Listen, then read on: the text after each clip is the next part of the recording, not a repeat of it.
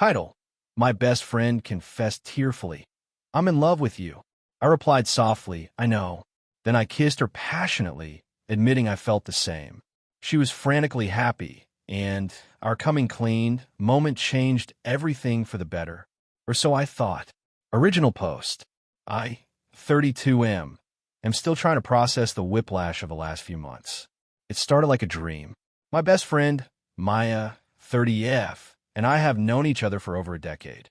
Solid friends, or so I believed. About 4 months back, during a late-night talk, she teared up. Liam, I think I'm in love with you. She trembled. My heart hammered. I've been feeling things too, but was scared to risk our friendship. I whispered, I know. Maya, I feel the same way. We kissed, passionate, like years unspoken bursting out. She was ecstatic. Our coming clean moment felt like the world clicking into place. Things moved fast. She started staying over more, then essentially moved into my apartment, which I own. It made sense, she said. We were inseparable. She gushed about how perfect it was.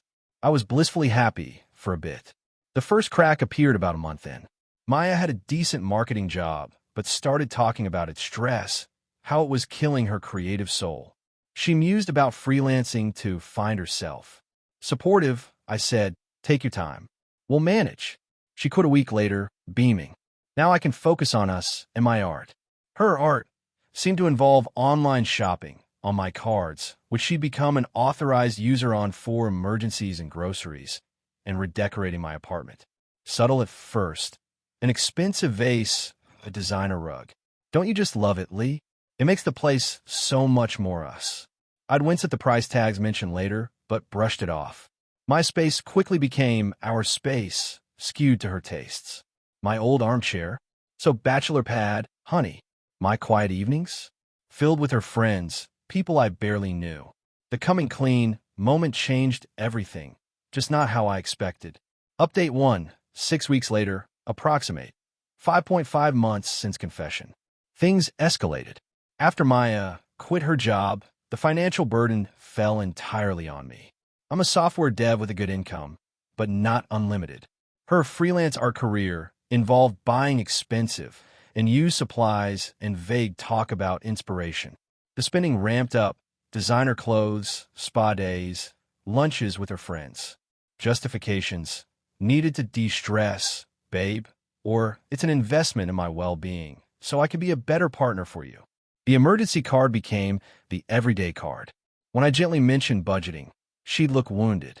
Are you saying I'm a burden, Liam? After I opened my heart to you, was I being unsupportive? Her sister, Clara, 28F, became a frequent, loud fixture who treated my resources as communal. She'd borrow things, help herself to my best whiskey, and advise how I could better support Maya's artistic journey. One evening, Maya showed off a ridiculously expensive dress Clara found. Isn't it divine? For that gallery opening. Networking. The price tag, nearly $1,000, made my eyes water. The real wake-up call came about 2 weeks ago. I have a small emergency fund, about $5,000, in a separate savings account she didn't know about.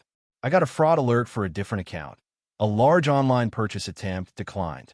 Maya had been trying to guess my online banking passwords. When I confronted her calmly, she burst into tears. I was just trying to surprise you with a down payment for that amazing couple's art retreat. You worked so hard. Maya, I said evenly, that's my personal savings. How did you even try to access it? You mumble in your sleep sometimes? I thought I heard a password hint. The excuse was so flimsy. This wasn't just careless spending. This felt calculated. That night, her I'm in love with you echoed hollowly. Was this a long con? Maya always had a knack for getting what she wanted. I'd seen it as quirky charm. Now, sinister.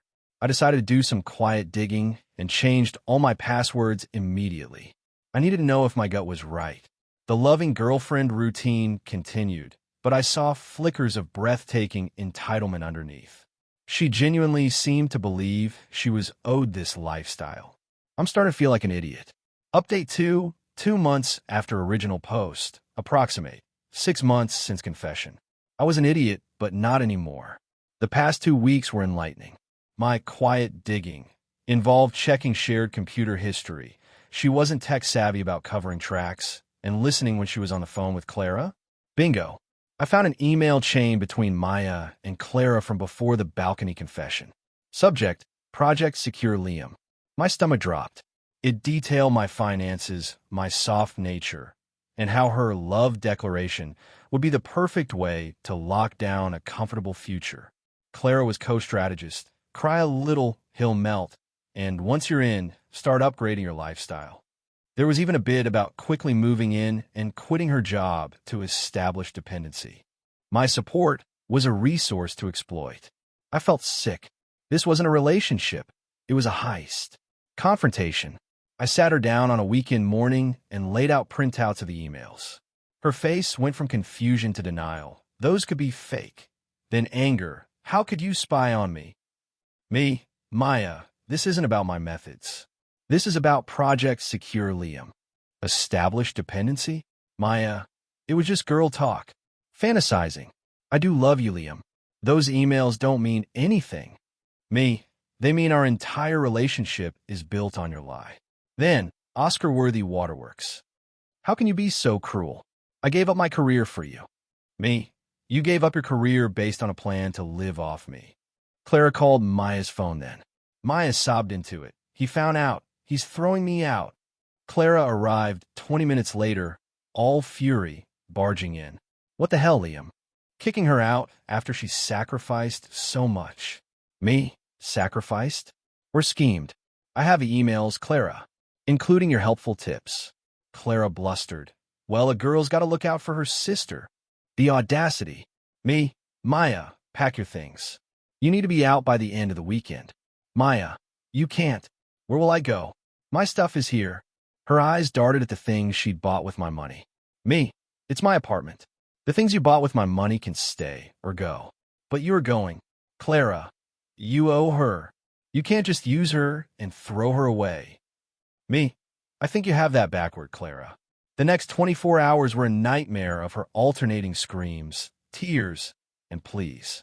Clara was her echo. I stood firm. Changed the locks the moment she was out with a couple of suitcases.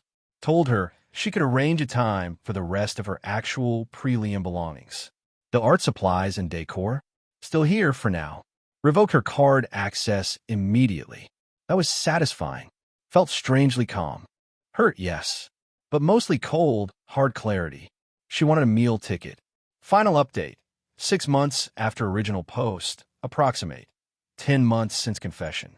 It's been a few months since Maya moved out. The drama persisted for a while, but now there's mostly silence. Golden. First, the demands, mostly from Clara's phone after I blocked Maya. Maya needs her belongings now. You owe Maya compensation for emotional distress.